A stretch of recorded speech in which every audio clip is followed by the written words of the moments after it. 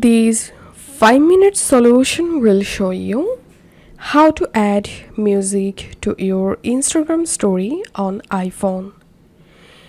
Adding a music to your Instagram story from iPhone is very quick process. Go ahead and launch your Instagram application. Now tap on your story.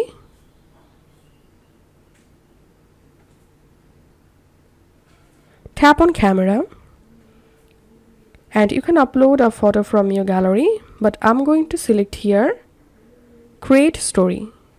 Now tap on the sticker icon at the top, and here tap on music.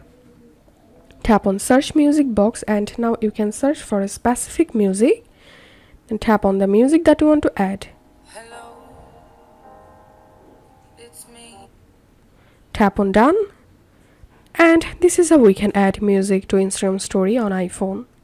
If you find this video helpful, don't forget to subscribe 5-minute solution. See you in the next video.